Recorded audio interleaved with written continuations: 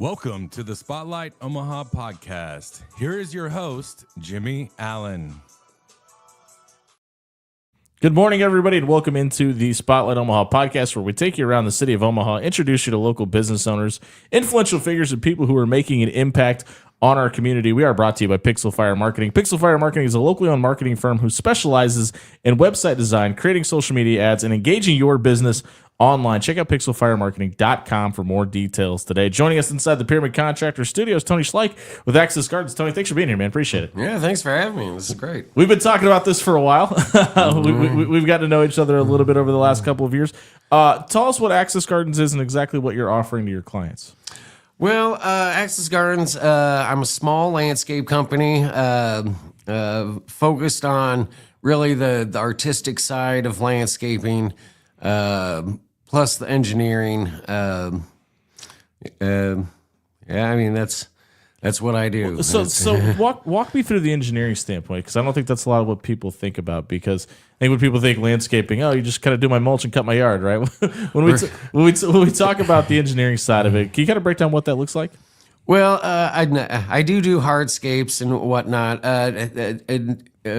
The part of landscape design that most people forget is that it has to have form and function. Yes, you want your yard to look nice, but does it function? What I see a lot, I don't want to talk trash or anything, Sure. but I see a lot of large commercial professional companies that just do hack work. Things aren't being built up to code. I'm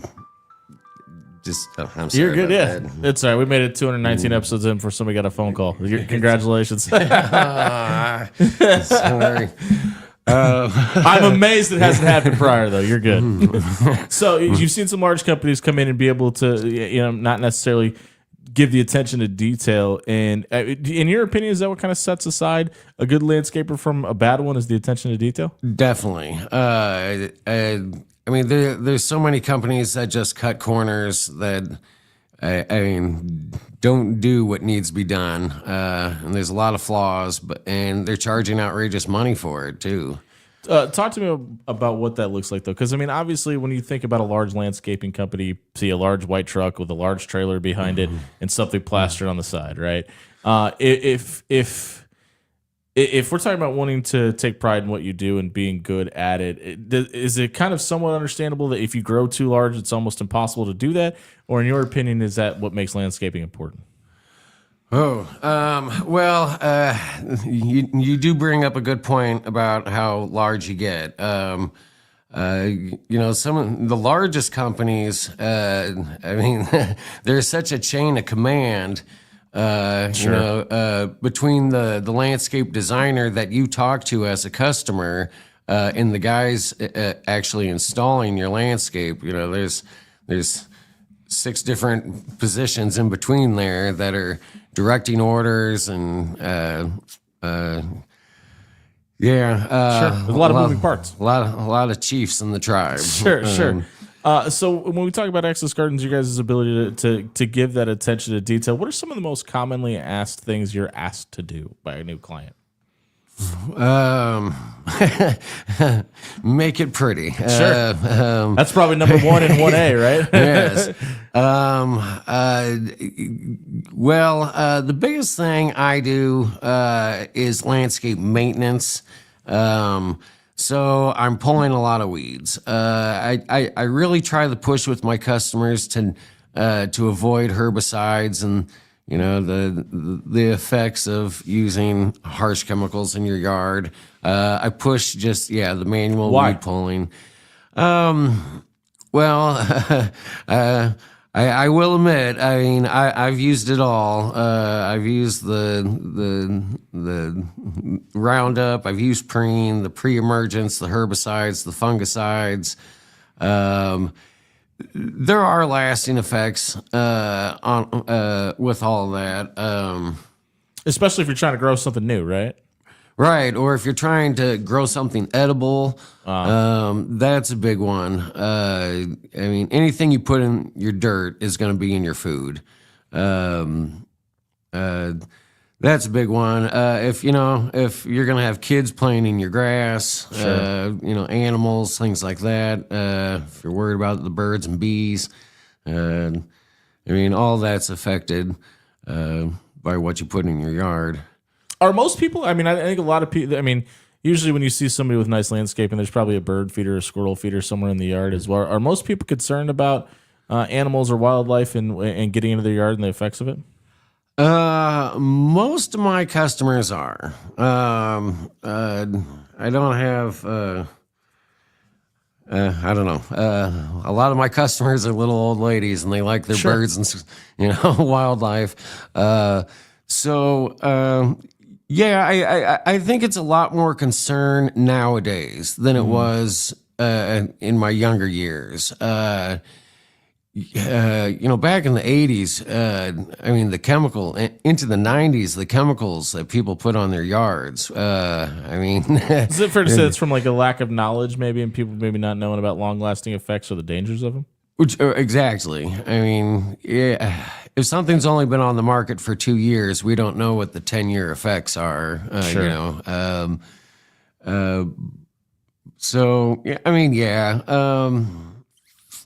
It's a lot of marketing too. A lot of big companies are pushing their chemicals. Sure. They got stuff to sell. Right.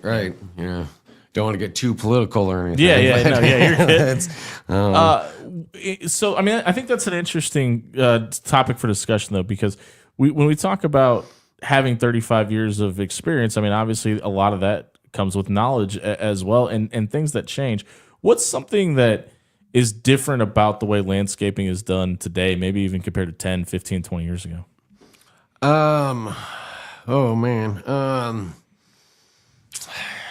It's it's gotten a lot bigger. There are a lot more landscape companies and companies that do landscaping nowadays. Most construction companies anymore, they have a landscape crew because there's always going to be a yard cleanup and whatnot. The competition's a lot stiffer. I see a lot of landscape by numbers, kind of the cookie cutter landscapes. You see a lot of that. And does that give you I don't know if a niche is the right word, but like an area to come in and say, hey, I can personalize this, make this look different, and this is why Access Gardens is the hire that you need to make? Yes, that's kind of the thing I specialize in. I want to be able I want my customers to have something different and gorgeous, something they can be proud of that doesn't look like their neighbor's yard. Sure. So, that's I think of like today's day and age where HOAs are all the rage, right? And copy and paste cookie cutter houses are kind of the in thing right now. Does that make it easier or more difficult when you're talking to clients? Because some people are like, hey, I want it to look like that versus I want it to look like my own thing. Honestly, for me, on the designing end, it's a lot easier. Sure. When, an HOA only has 5 different plants that you can put in a landscape, that. Wow, it's that specific? I didn't realize that. I know of one neighborhood off Maple that. Sure. And I'm sure a lot of them are like that too. All the houses have a choice between 3 different trees. It's like 7 different shrubs and 10 different perennials. And every single yard has the exact same layout. Does that? I can't help but hear it in your voice. It seems like that makes your job a little bit boring and kind of takes the creativity out of it. Is that the case for you? Exactly. Yeah. It becomes where it's just a manufactured good at that point. Anybody can do it, kind of thing. Right. And I like to think landscape is, a skilled trade. An art form to some degree. Yeah. The Chinese revere and the Japanese revere landscaping. The British used to. At one time it was an art form. And I don't know. Anymore, people just see it as a necessity. I don't think people have the focus like they used to on yards. Times are a lot faster. Yeah. I think with the younger generation, you see the shift going toward more sustainable, low maintenance, natural landscapes. Everyone's doing like the Nebraska natives right now, which, I mean, there's a lot of benefits to using Nebraska natives and whatnot, but it's, you're not going to see, I think, the well manicured hedges that you used to see in the previous years, up until like the 2000s, the nice, perfectly square hedge, the nice, perfect lollipop tree. I think things like that are just too laborious. Especially the trees. For the average homeowner, yeah. If it's not something they can do themselves, they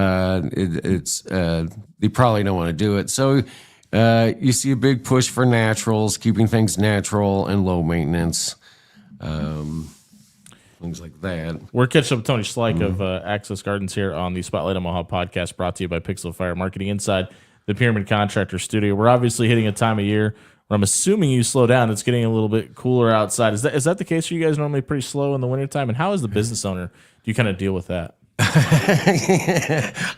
Well, that's one of my biggest struggles. Sure. Because it's probably different every year. I mean, like right now it's 50 degrees outside and it's November. Right. This has been a very strange fall. We went almost 2 months with no rain.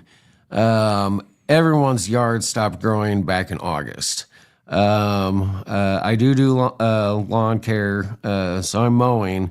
Come around the end of September, nobody needed their grass cut. They still really don't need their grass cut. And we're going into November. Does that allow you to kind of focus on other things, though, as far as like maybe doing mulch or planting things or doing design yards, things like that? Yes. I try to. I gotta fill in my time. I gotta keep busy. Yeah. I only have about 7 months in the year to really work full time. Do you guys do snow removal? I do. Okay. I have a handful of customers. I don't have a plow. All my customers, I just do with a little Hand push. Little snowblower guy. So I don't get into the snow removal too heavy. I mostly help my girlfriend Kelly with her restaurant in the winter. I try to. I don't know. She doesn't like me around too much. Kicks you out of the kitchen every now and then. Yeah. What are some of the struggles, though, when we talk about having to plan that out from a business standpoint? Obviously, at the start of the year, you're probably not going to be doing much for at least 3 to 4 more months, and then you got to kind of fill all that time in before you get to this time of year. How difficult is that for you, and how much does it change on a year-to-year basis? Well, we were talking a second ago. This has been a weird fall, and Sure. This is a great example. I kind of had to go into winter mode from summer mode real quick. And it's really hard to adjust. And then that's a problem with probably most construction trades is It's ever changing. I mean, you need a handful of those small jobs that you can do on a regular basis. Everyone needs that customer that you can call up and be like, "Hey, something canceled. Can I, do some Fit work this for in you?" here. Yeah. Yeah. So that's the trick. When all summer long you're planning on working till, let's say, in November, and then suddenly in September, Work's done. most of your work's done. I always have like one big project going at all times with my maintenance projects, some kind of install. So, I am able to focus more of my attention on like an install job. But yeah, no, it's tough because the install jobs they're not paying you daily. Sure. Those You brought up the weird fall and almost the non-existent fall at this point, but it was also a weird spring too. I mean, obviously we saw tornadoes and windstorms and hailstorms. How much did you guys see an uptick or a downtick in business due to the weather this spring? I have to admit, storms are great for my business. Are they? Okay.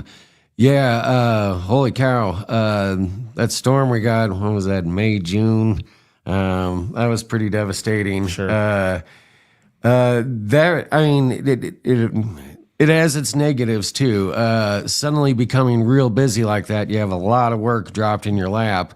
I mean, I already had that month full, already scheduled out. So now you got to scramble. And now suddenly I have to do all this emergency work.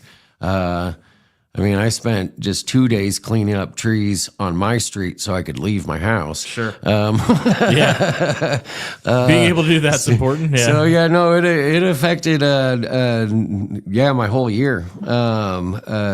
It took me the rest of the summer to get caught back up from that storm. Obviously, we don't want to wish ill on anybody or hope that happens again. But when something like that happens, net negative, net positive.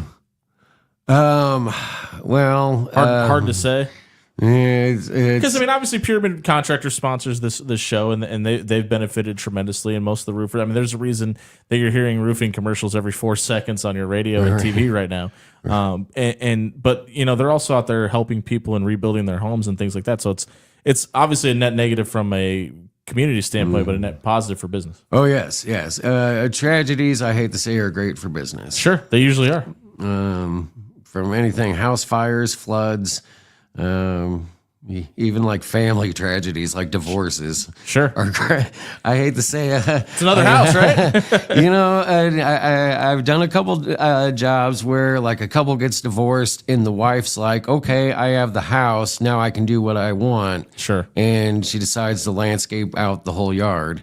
So yeah, tragedies are great for business. Yeah, but listen, I think those are all things that are going to happen. It's not like we're over here saying, "Hey, listen, it'd be great if another plague happened right now." Right? It's just a part of the way society is right now. And when it comes to landscaping and growth, what does it look like for growth in the Omaha area? As far, maybe not just in landscaping, but as far as access gardens goes, what does that look like? I need to start reaching out.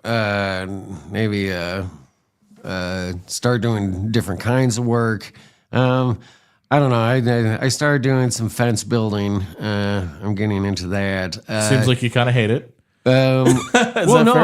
Okay. I actually like it, but it's what I always used to complain about is all these contractors picking up a shovel and calling themselves landscapers. Sure. Well, now I'm a landscaper picking up a hammer and calling myself a fence builder. Sure. I don't know. Was that from a necessity standpoint? Like, were people asking, "Hey, do you also do fences?" Well, yes. Okay. My customers ask me all sorts of things. Can you install a ceiling? Can you help?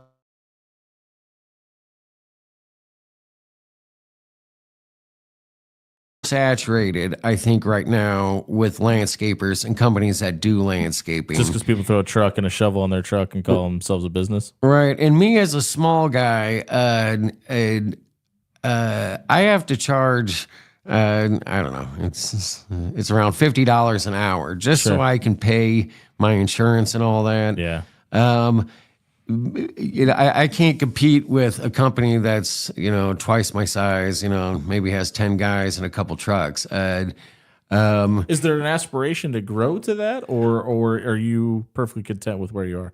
Well, right now I'm content with where I am.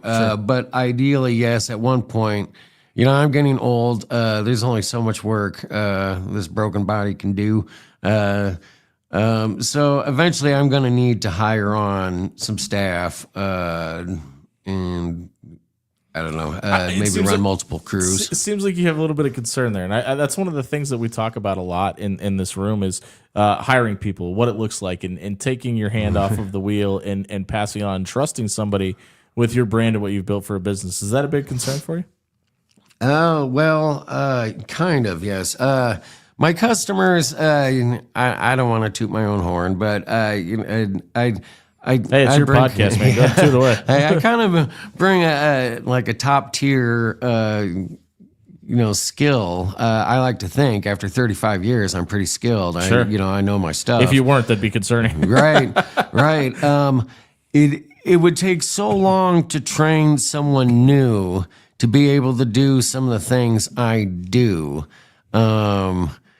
and that my customers expect at this point. I can't just hire a couple, 20-year-old kids that want a summertime job, pay them $20 an hour And expect turn them them loose. give them the exact same results. Yeah. Right. So I mean, that means I would have to be there to supervise. That means time's taken out of my day for me to instruct them. And that's been a big hurdle of mine, is moving from being a small company of 1 or 2 employees to there's 5, like 6, a wall. 10. There's Yeah. like a barricade that's hard to get over because you really got to and you really got to be able to trust people. You got to be able, to We're allow. also talking about big equipment and sometimes dangerous jobs that could Right. lead to injury, and you got to trust somebody to be safe, right? Right. You're talking about someone's personal property. You're talking about your own vehicles, your own tools. I mean, that's a huge investment, especially if you're running machinery. You can't afford to have someone break something. Right. Because it's not cheap to replace. Right. Yeah. We're catching up with Tony Schleich of Access Gardens here on the Spotlight Omaha podcast, brought to you by Pixel Fire Marketing inside the Pyramid Contractor Studio. It's probably a wide range, but what does the ideal client look like for you? The little old retired couple. Sure. Those are my favorite customers. It's the little old couple that really likes their yard. They're retired. They have time to sit at home and actually enjoy their yard, and they want it perfect, almost to the point of fabulous. That's my ideal customer. If you've mentioned people have asked you to install garage door openers, ceiling fans, et cetera, et cetera. Outside of landscaping, is there anything that you guys do that you're proud of that you're more than welcome to, or more than willing to help a client with? And fences, obviously. Yeah. Catering. Sure. Yeah. Check out 402 Barbecue, 84th and Spring. That's me. My girlfriend does barbecue, so I do have a lot of customers that I did actually get from Kelly. Like, wow. Kelly was talking to her customer about wedding planning or something. And we're like, oh, we need a landscaper. And she's like, oh, I got a my guy. boyfriend just happens to be a landscaper. Sure. So I actually have 2 customers from that, from her. I do offer catering services. I do a lot of just handyman maintenance. I think a lot of requests that come in this area and maybe even more close to southeastern part of town, like railroad ties and doing like retaining walls and things like that. Do you guys do stuff like that? Yes. I always try to have like one hardscape project going on at one time. Then I have my softscape maintenance. What's the difference for people that may not know? Hardscapes are going to be like your stonework, your boulders, your heavy construction, things like gazebos and concrete slabs, things like that. Sure. Whereas your softscapes, that's going to be your plant materials. I consider mulch a softscape. Things like that. Just grass. So, is there anything that your hard line we don't do this?